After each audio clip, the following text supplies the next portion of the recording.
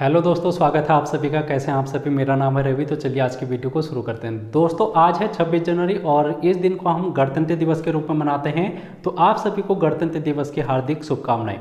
दोस्तों, आज ही के दिन हमारे देश का संविधान लागू हुआ था, तो इसलिए हम इस दिन को गणतंत्र दिवस के रूप में मनाते हैं। और इस वर्ष हम 74वां गणतंत्र दिवस मना रहे हैं, तो ये भी आप लोगों को पता होना चाहिए। दोस्तों, गणतंत्र दिवस के उपलक्ष्य पर यहाँ पर 26 जनवरी 1950 तक का हम थोड़ा सा सफ़र देखेंगे। और होने को तो वैसे इस टॉपिक पर बहुत बड़ा लेक्चर लिया जा सकता है, लेकिन हम इस छोटे से लेक्चर के माध्यम से कुछ चीज़ें समझने की कोशिश करेंगे। जैसे आप लोगों के सामने कुछ शब्दावलियाँ हैं जो कि इंडियन पॉलिटी से हमको देखने को मिलती हैं।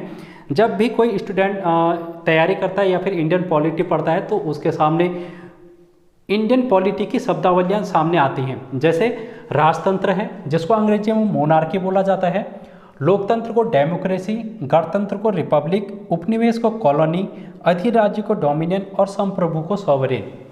तो दोस्तों, इनके मतलब को हम यहाँ पर समझने की कोशिश करेंगे और मेरी कोशिश यही रहेगी कि आप लोगों को इन सभी शब्दों के मतलब को बताऊं और फिर आप लोगों के लिए आसान रहेगा। दोस्तों, इसकी शुरुआत हम करेंगे यहाँ पर ब्रिटेन से।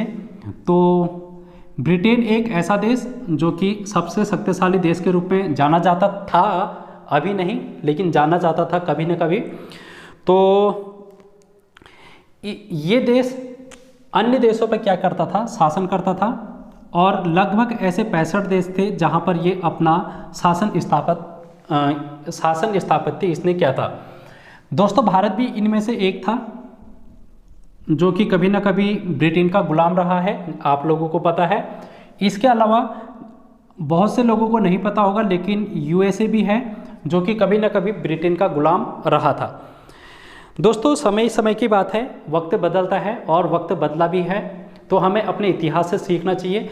दोस्तों, कभी एक ऐसा वक्त था जब ब्रिटेन का हम गुलाम हुआ करते थे, लेकिन आज वर्तमान की बात करेंगे तो भारत विश्व की 5वीं बड़ी अर्थव्यवस्था बनके उभरा है और ब्रिटेन को पछाड़कर ब्रिटेन अभी 6ठी बड़ी अर्थव्यवस्था है, भारत 5वीं। तो जहां एक समय ऐसा था जब ब्रिटेन हम पे शासन किया करता था, आज हम उनसे ऊपर आ चुके हैं। तो दोस्तों, ये होता है इतिहास से सीखने वाली बात कि मेहनत करते रहना चाहिए, अपना प्रयास करते रहना चाहिए, अपना बेस्ट देना चाहिए और कभी हार नहीं माननी चाहिए। वक्त ज़रूर बदलता है, बुरे हालात ज़रूर बदलते हैं। तो चलिए वीडियो को हम आगे को बढ़ाते हैं। तो इस बात को आप लोग ध्यान में रखेंगे और मेहनत करते रहेंगे, प्रयास करते रहेंगे, चाहे कितने भी बुरा समय हो जिंदगी में, तो उससे लड़कर आगे बढ़ना चाहिए। दोस्तों, अगर हम बात करें ब्रिटेन की, तो ये जो 65 देश हैं, इन पे कभी ना कभी ब्रिटेन का शासन हुआ करता था। तो दोस्तों, जिन देशों पर ब्रिटेन का शासन हुआ करता था उन देशों को हम बोलते थे उपनिवेश। ये जो 65 देश थे, इनको हम क्या बोलते हैं? उपनिवेश देश। उपनिवेश को अंग्रेजी में क्या बोलते हैं? उपनिवेश को कॉलोनी बोलते हैं। तो ब्रिटेन की कभी ना कभी ये कॉलोनी रही है। कौन? ये 65 देश। अब ये तो उदाहरण था जो कि उपनिवेश का मैंने आप लोगों को बताया कि उपनिवेश का मतलब क्या होता है। लेकिन अगर हम इसकी परिभाषा देखेंगे तो परिभाषा को आप लोग इस प्रकार से समझेंगे कि जब किसी देश के ऊपर एक स्वतंत्र देश शासन करता है तो उसको हम उपनिवेश देश कहते हैं। जैसे भारत के ऊपर ब्रिटेन ने शासन किया था, तो भारत क्या हो गया? एक उपनिवेश देश हो गया ब्रिटेन के लिए। तो आई होप आप लोगों को ये जानकारी पता चल गई होगी कि उपनिवेश क्या होता है। अब आप कंफ्यूज नहीं होंगे उपनिवेश से।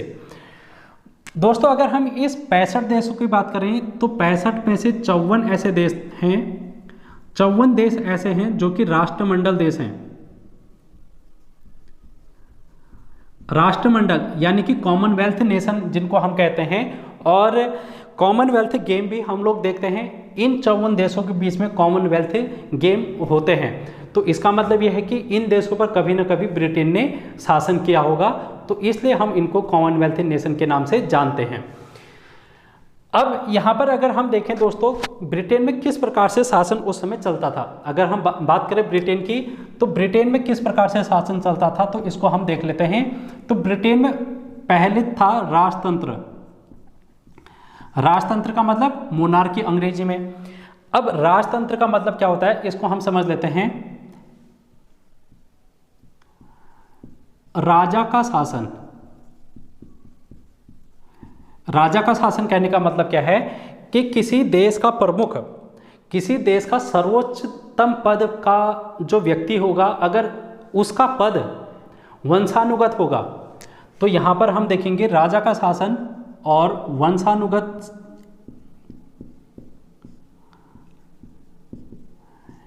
जैसे अगर हम बात करें दोस्तों अभी भारत में सर्वोच्चतम पद कौन सा है? राष्ट्रपति।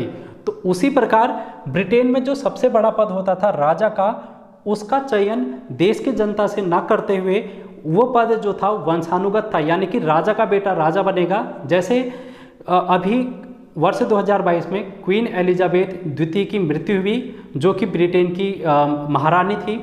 उसके बाद वहाँ का जो राजा का पद है वो उनके बेटे चार्ल्स तृतीय को दिया गया। तो अभी जो ब्रिटेन के सम्राट हैं वो चार्ल्स तृतीय हैं। तो इस प्रकार हम देख रहे हैं कि वहाँ पर क्या है, एक राजतंत्र है। और राजतंत्र में भी ये पूर्ण राजतंत्र है। पूर्ण राजतंत्र मतलब कि यहाँ पर जो ये राजा हुआ करता था पहले, ये सभी सर्वशक्तिमान था। सर्वशक्तिमान कहने का मतलब कि देश की हर एक पावर इसके पास थी। जैसे सेना की बात करेंगे, रक्षा की बात करेंगे, या फिर वित्त विभाग की बात करेंगे, हर एक चीज़ इसके हाथों में थी। डिसीजन मेकिंग पावर किसके पास थी दोस्तों? ये राजा के पास थी। राजा जैसा कहेगा वैसा होता था। जैसे अगर हम बात करें अभी वर्तमान में उत्तरी कोरिया आप लोगों को पता होगा, किम जोंग उन वहाँ का प्रधान है। तो उस जैसा वो बोलेगा वैसा वहाँ का शासन होगा। यानी कि हम लोग यहाँ पर क्या देख रहे हैं कि राजा है जो कि सर्वशक्तिमान है, और इसको हम बोलते हैं राजतंत्र। लेकिन वर्तमान की अगर बात करें दोस्तों, ब्रिटेन में ये राजतंत्र तो है, लेकिन कैसा राजतंत्र है? अब यहाँ पर अब है लोकतंत्र राजतंत्र, लोकतांत्रिक राजतंत्र है अब यहाँ पर।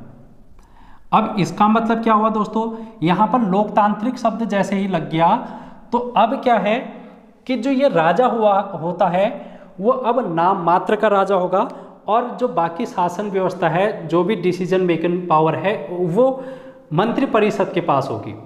वहाँ पर अब क्या होता है, जो जनता है वो मंत्रिपरिषद का चुनाव करती है, वहाँ के प्रधानमंत्री का चुनाव करती है। यानी कि अब वहाँ पर जो डिसीजन मेकिंग पावर है वो क्या है, वहाँ की संसद है। अब ये जो राजा है वो नाम मात्र का शासन यहाँ पर कर रहा है। वर्तमान की अगर हम बात करेंगे तो प्रिंस चार्ल्स सिर्फ नाम मात्र का वहाँ पर अब क्या है, शासन है। तो यहाँ पर आप लोगों को अब राजतंत्र का मतलब भी समझ में आ गया होगा, और उपनिवेश का मतलब भी समझ में आ गया होगा।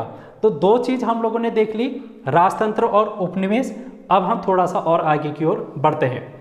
दोस्तों मैंने कहा कि भारत क्या है, एक उपनिवेश है ब्रिटेन का, लेकिन ये कब तक रहेगा? दोस्तों 1947 में 15 अगस्त 1947 भारत क्या होता है, यहाँ पर स्वतंत्र हो जाता है। भारत जैसे ही स्वतंत्र हुआ तो यहाँ पर अब क्या है, भारत ब्रिटेन का उपनिवेश नहीं रहा। क्यों नहीं रहा, अब हम इसको समझते हैं। क्योंकि 1947 में एक अधिनियम आया था जिसको हम बोलते हैं दोस्तों भारत स्वतंत्रता अधिनियम। भारत स्वतंत्रता अधिनियम 1947 आया, और इसके लागू होने पर भारत क्या बन गया, अब स्वतंत्र राज्य बन गया। और जैसे ही ये स्वतंत्र राज्य बन गया तो इसको हम बोलेंगे संप्रभु।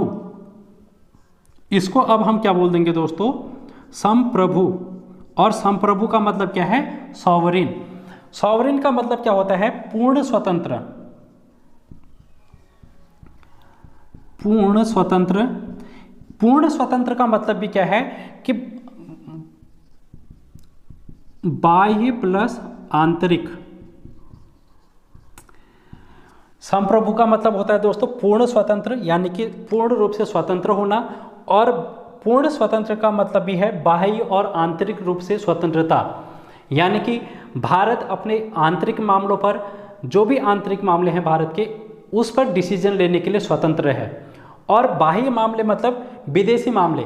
विदेशी मामले में भी भारत डिसीजन लेने के लिए स्वतंत्र है। किसी भी देश का भारत के ऊपर दबाव नहीं है, ना ही भारत किसी देश के जिम्मेदार है।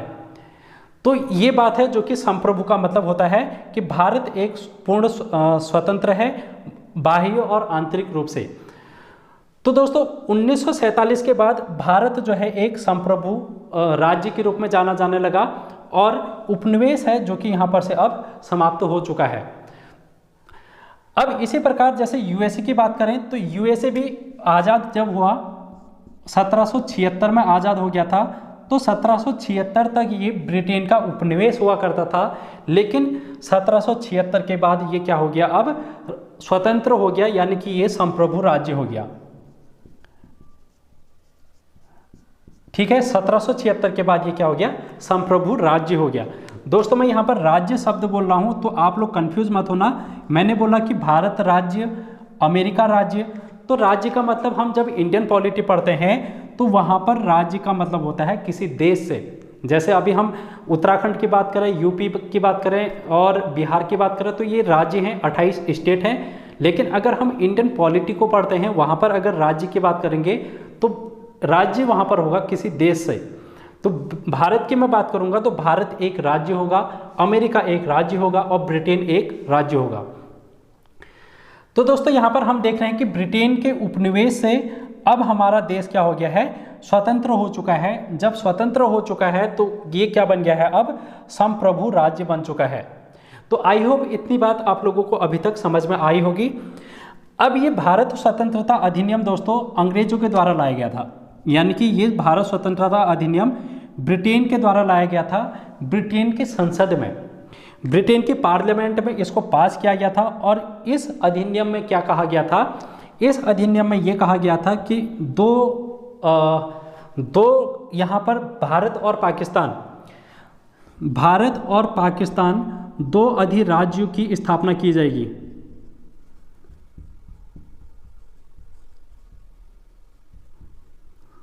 और ये दो अधिराज्य कौन हैं, भारत प्लस पाक। अब मैंने यहां पर क्या लिखा, अधिराज्य लिख दिया दोस्तों। अधिराज्य का क्या मतलब है इसको भी हम देखते हैं। अधिराज्य का मतलब इंग्लिश में डोमिनियन होता है और हिंदी में इसको अधिराज्य बोलते हैं। 1947 के बाद भारत क्या हुआ, अधिराज्य के रूप में जाने लगा। अधिराज्य का मतलब ये होता है कि ब्रिटेन का जो सबसे बड़ा पद है यानी कि राजा, उसको हम अभी भी मान्यता देंगे। यानी कि यहाँ पर अभी क्या है, लोकतंत्र राजतंत्र है ब्रिटेन में। और लोकतंत्र राजतंत्र का मतलब क्या होता है कि यहाँ का राजा क्या है, सिर्फ नाम मात्र का राजा है। और इनका जो राजा है, जब तक भारत देश आज़ाद नहीं हुआ है, भारत के लिए भी वो क्या है, एक राजा है। भारत के लिए भी सर्वोच्चतम पद पर है वो, क्योंकि भारत ब्रिटेन के अधीन था। तो भारत जब ब्रिटेन के अधीन था तो राजा यहाँ का सर्वोच्चतम पद है। अब 1947 के बाद दो अधिराज्य जब बन गए तो इस अधिराज्य का मतलब ये होता है कि भारत अभी भी इस राजा के अंतर्गत है, लेकिन स्वतंत्र राज्य है। भारत क्या है, एक स्वतंत्र राज्य है, लेकिन अभी भी हम लोगों ने जो ब्रिटेन का प्रधान है, जो कि ब्रिटेन का सर्वोच्चतम पद का राजा है, उसको अभी तक हम लोगों ने माना है कि हमारे ऊपर ब्रिटेन का एक राजा है, हम लोगों ने उसको मान्यता दे रखी है। तो अधिराज्य का मतलब ये होता है। आई होप आप लोगों को ये बात समझ में आ गई होगी। दोस्तों भारत अधिराज्य कब तक कहा जाने लगा, तो भारत अधिराज्य तब तक कहा जाने लगा जब तक ये भारत का स्वतंत्रता अधिनियम में एक बात और कही गई थी। संप्रभु को अब मैं रफ कर देता हूँ। इस स्वतंत्रता अधिनियम में एक बात और कही गई थी, और वो बात ये कही गई थी कि भारत अधिराज्य तब तक होगा जब तक भारत अपना संविधान ना बना ले। तो भारत अपना जब तक संविधान नहीं बना लेगा, पाकिस्तान जब तक अपना संविधान नहीं बना लेगा, तब तक ये दो देश हमारे अधिराज्य के रूप में जाने लगेंगे। और यहाँ पर भारत का गवर्नर जनरल जो कि माउंट बेटन था, वो यहाँ पर इसका ब्रिटेन का प्रतिनिधि के रूप में जाना जाता था। तो दोस्तों अगर हम भारत के संविधान की बात करेंगे तो भारत का संविधान 26 जनवरी 1949 को बन गया था। 26 जनवरी 1949 को ये तैयार हो चुका है, ठीक है ना। लेकिन अभी ये लागू नहीं हुआ है, अभी ये लागू नहीं हुआ है। लेकिन हमारे देश का संविधान कब लागू होगा? 26 जनवरी 1950 को। अब वैसे बन के तो तैयार ये कब हो गया था? 26 जनवरी 1949 को, लेकिन लागू कब हुआ? 26 जनवरी 1950 को। ये इतनी देर में लागू क्यों हुआ? इसका एक कारण ये रहा है कि हमारा जो इसका भी थोड़ा सा इतिहास ये है, और वो इतिहास ये है कि 31 दिसंबर 1929 यहाँ पर हम देख रहे हैं 31 दिसंबर 1929 को आईएनसी मतलब जो भारतीय राष्ट्रीय कांग्रेस है, उसका एक अधिवेशन हुआ था लाहौर में अधिवेशन हुआ था, और इसके अध्यक्ष बने थे नेहरू जी। तो दोस्तों जब इसके अध्यक्ष बने थे तो यहाँ पर नेहरू जी ने एक घोषणा की थी पूर्ण स्वराज की। पूर्ण स्वराज। ब्रिटिश भारत को एक डोमिनियन स्टेट देने की बात करते थे हर हमेशा, लेकिन जो ये नेहरू है और देश के जो नेताजी सुभाष चंद्र बोस हैं, इन दोनों का मत ये था कि हमको डोमिनियन राज्य नहीं चाहिए, यानी कि अधिराज्य हमको नहीं चाहिए। हमको क्या चाहिए? हमको पूर्ण स्वराज चाहिए। जब इन्होंने यहाँ पर घोषणा की लाहौर अधिवेशन 1929 31 दिसंबर में, तो इन्होंने एक बात और कही कि हम 26 जनवरी 1930 से 30 को भारत का स्वतंत्रता दिवस मनाएंगे। इन्होंने 1929 के अधिवेशन में ये घोषणा की कि हम 26 जनवरी 1930 से अपना स्वतंत्रता दिवस मनाएंगे। तो तब से लेकर दोस्तों 26 जनवरी को हम स्वतंत्रता दिवस के रूप में मनाते रहे, और कब तक मनाते रहे? 15 अगस्त 1947 तक हम 26 जनवरी को स्वतंत्रता दिवस के रूप में मनाते रहे।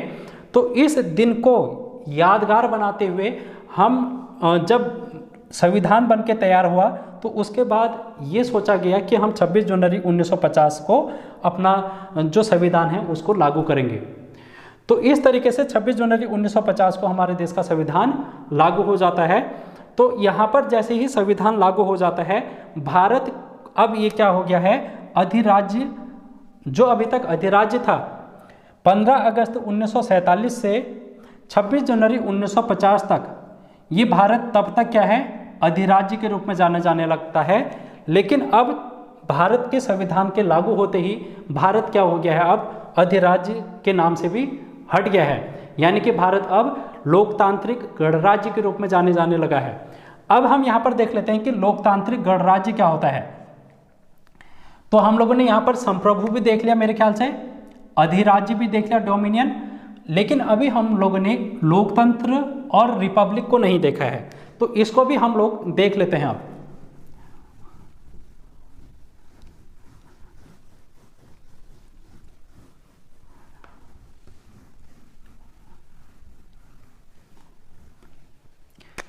दोस्तों जैसे मैंने आप लोगों से कहा कि 26 जनवरी 1950 को संविधान लागू हो गया था। इस दिन हमारा देश का संविधान लागू हो गया है, और जब लागू हो गया है तो यहाँ पर हमारा देश में लोकतंत्र आ चुका है और गणतंत्र भी आ चुका है। अब इन दोनों के मतलब को हम समझ लेंगे। लोकतंत्र का मतलब क्या होता है दोस्तों? नेल्सन मंडेला ने कहा था कि लोकतंत्र का मतलब क्या होता है? जनता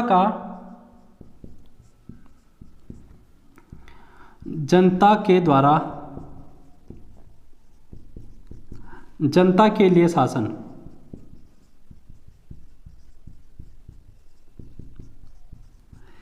तो लोकतंत्र का मतलब क्या होता है? जनता के द्वारा जनता के लिए शासन, यानी कि जो देश की जनता है वो अपने में से ही किसी एक को चुनकर शासन में लाएगी, और फिर शासन देश की जनता ही करेगी। ठीक है ना। जैसे अगर हम भारत की अगर वर्तमान की बात करें तो हम लोग जनता हैं, और जनता क्या करती है? विधायक का चुनाव करती है राज्यों में। अगर हम एमपी की बात करेंगे संसद में, तो लोकसभा का चुनाव होता है। और चुनाव होने के बाद जब देश का सर्वोच्चतम पद जो कि राष्ट्रपति है उसका भी चुनाव होता है जनता के द्वारा, प्रधानमंत्री का भी चुनाव होता है जनता के द्वारा। तो इस प्रकार हम देखते हैं कि ये क्या है, एक प्रकार का जनता के लिए जनता के द्वारा जनता के लिए शासन है। तो इसको हम लोकतंत्र के रूप में जानते हैं। अगर हम गणतंत्र की बात करेंगे दोस्तों, तो गणतंत्र का मतलब क्या होता है? गणतंत्र का मतलब होता है एक ऐसा राज्य या फिर एक ऐसा देश जो कि संप्रभु हो, एक ऐसा देश जिसका जो सर्वोच्च पद है, सर्वोच्च पद निर्वाचित हो। अब इसको समझ लेते हैं। संप्रभु तो हमारे देश बन गया था 1947 में, सर्वोच्च पद निर्वाचित, तो हमारे देश का जो सर्वोच्च पद है दोस्तों वो राष्ट्रपति है, और राष्ट्रपति का चुनाव किया जाता है। तो गणतंत्र का मतलब क्या है कि एक ऐसा राज्य जिसके सर्वोच्च पद का चुनाव जनता के द्वारा किया जाता है उसको हम गणतंत्र राज्य बोलते हैं या फिर गणतंत्र देश बोलते हैं।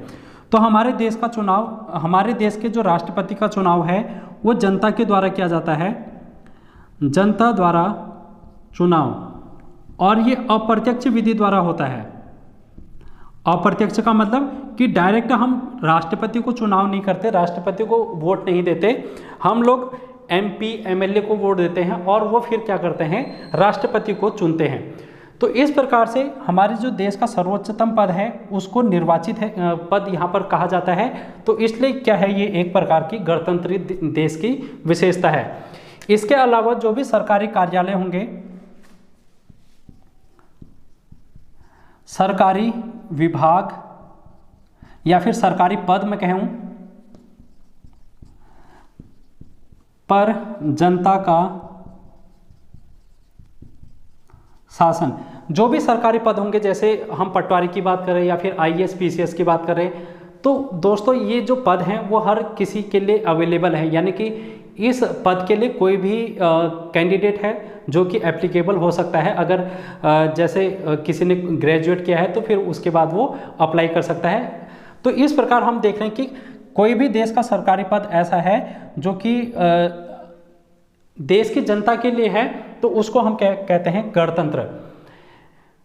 और इसका मतलब ये भी है कि जो सरकारी पद है वो किसी विशेष वर्ग या फिर विशेष व्यक्ति के लिए रिजर्व नहीं किया गया है, ठीक है ना। तो यहाँ पर हम लोग इसको गणतंत्र के रूप में देखते हैं। तो इतनी बात है जो कि हम लोगों ने देख लिया, गणतंत्र का मतलब भी हम लोगों ने देख लिया, लोकतंत्र का मतलब भी हम लोगों ने देख लिया है। तो आई होप आप लोगों को इतनी बात समझ में आ चुकी होगी जो कि अभी तक हम लोगों ने डिस्कस कर ली है। तो आज की वीडियो में दोस्तों इतनी ही बात मैं करने वाला था आप लोगों से, जो कि सभी जो शब्दावलियाँ हैं उनका मतलब मेरे को आपको बताना था, तो मैंने ये सारी चीज़ें आप लोगों को बता दी हैं। तो आई होप आप लोगों को ये चीज़ें समझ में आई होंगी। तो वीडियो कैसी लगी आप लोग कमेंट बॉक्स में बता सकते हैं। तो मिलते हैं नेक्स्ट वीडियो में। Thank you so much guys.